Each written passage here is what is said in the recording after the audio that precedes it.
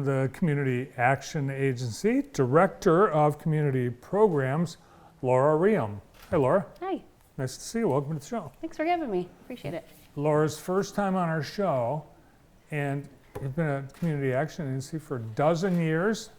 The first time here. Yeah. Well, it's long overdue. I know there are a number of community programs that you've got charge of, but I want to talk about one that you've got right now that you're trying to get the word out. Low Income Household Water Assistance Program. What is that? So we call it LIWAP for short because LIWAP, everything gets an acronym in our world, but so it's water assistance for low income households. So you can be a renter or a homeowner to be eligible for it. We have funding to serve anybody in the county of Jackson, and we just have to do a quick intake with you, verify that you're eligible for the program, and then we can help with up to $650 towards your rent or towards your water arrearages. This would be someone that would be on a municipal system, right? Correct. Yep. So City of Jackson has signed on as a vendor that will participate with this program, which is where we get a lot of our referrals come from. We saw with the pandemic right away that we weren't going to be shutting people's water off. Right. But that doesn't last forever, does it? No.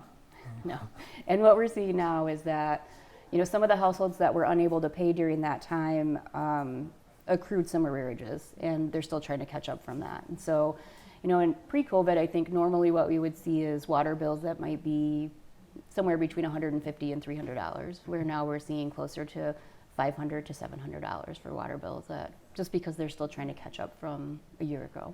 So when there was that moratorium, it wasn't forgiveness. No, you were still accruing that debt and you still had to pay that. And so we tried to share that with as many people that we could as we talked to people during this time that, you still need to pay your bills, even if it's not the whole amount or whatever you can offer towards it. So still a lot of catch up happening. And I believe in most cases there are penalties like late fees, interest. Yeah, sometimes there's interest. Usually there's some late fees. They are doing shut-off notices now. Some of the vendors have a fee that goes along with the shut-off notice itself at times. So extra costs if you're not paying your bill on time. Yeah, and a shut-off fee and then a turn-back-on fee. Yeah, yep. Sewer, some people, depending on where you live, water and sewer all combined in one. Is that eligible for this? Yep, we can do water and wastewater together. So, all combined. If you are already off or it's going to cost more to restore you, we can pay those fees to restore the full water, up to the $650 cap. So. People that aren't on a water line, I guess they have a well. It's either that or the water line. Right.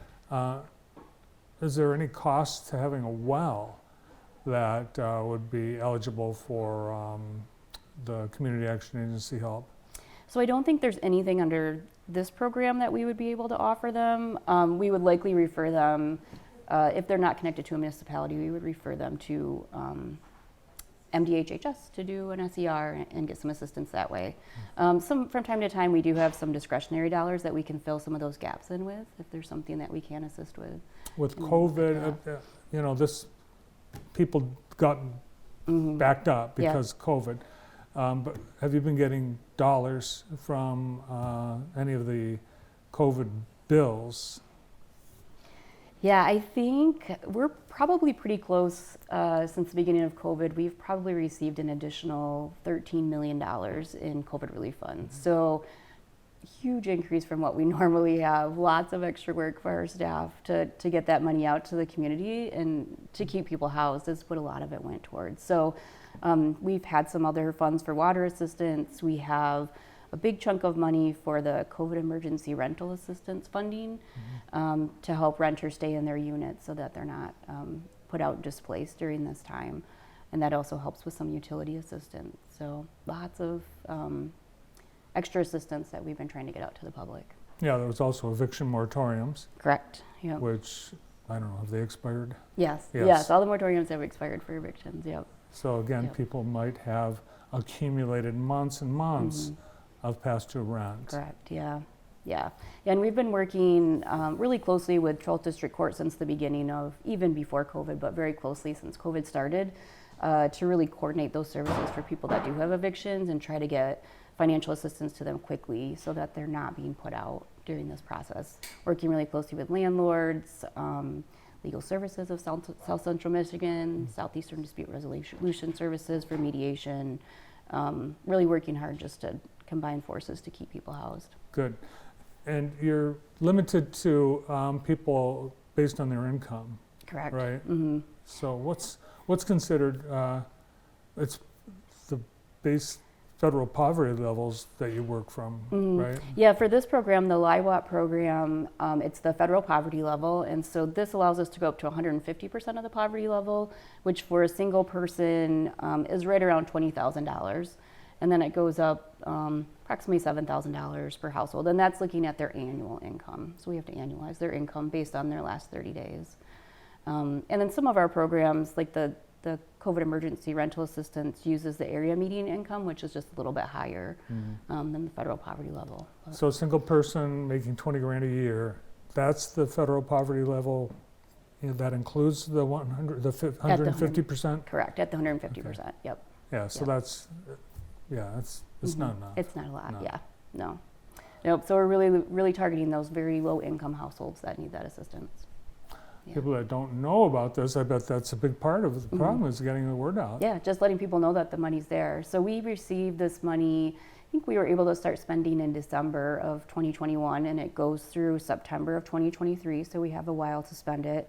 And we receive our money we serve Jackson, Lenawee, and Hillsdale counties altogether. So we received about, I think we got $946,000 to spend on water assistance. And for Jackson County, that means about $400,000 in direct services that we can offer to our community. So people can arrange this with just a phone call? Mm-hmm. Yep, they can call our office. It's 517-784-4800. They can go through the prompts, or they can talk to a receptionist, and they can be screened right on the phone. They can also walk into our office if they'd like and see somebody in our office too. Good. All right, any questions? Just ask. It's that easy. Yes. Yeah. Call and ask. All right, so it's early Head Start, and great Head Start getting ready for the next term. When's the next? So I think they can do open registration right now for classes for next year. Kind of like how the public school system would do kindergarten roundup, similar idea. So you're registering and getting signed up now for the next school year when it starts in the fall. Do you limit the number of people you can serve? Because everyone is trying to find childcare, preschool. There's not enough seats. Right. There's never quite enough, is there, to go around. There is some limitation on it, but there's also, we have some flexibility with those programs and who we can allow in and who's eligible. So definitely if you're interested, we have lots of locations across the city of Jackson, across the county. Give our office a call. We can get them signed up and at least answer questions too. Yeah, the pandemic, it's made your job busier. Very much busier, yes, very much. Are there members of the community present that are not, that previously hadn't been able to get services from Community Action Agency that now are because of the pandemic? Yeah, I think it did expand. Some of the COVID relief funds that we received really did expand the population that we could serve a little bit. So, just like when you're looking at that federal poverty level, typically we're serving those very, very lowest income population, but it's allowed us to go up just to that next level where it's kind of, a lot of people call it like the working poor, just not enough, kind of paycheck to paycheck, not enough to kind of get by. And so it's allowed us to move up and serve some of those households too that can give them a little cushion so that they can make it to that next paycheck. Yeah, so if you've never had the opportunity to work with Community Action Agency, maybe they have something for you now. Yeah, definitely worth a phone call. Check out our website if you have questions. We're always happy to help. Great. Appreciate you coming in and sharing this opportunity with our viewers today. Yeah, anytime. Good to see you. Yeah, you too. Thank you. You bet. Laura Riem is Director of Community Programs at the Community Action Agency of Jackson, Lenawee, and Hillsdale counties. Up next,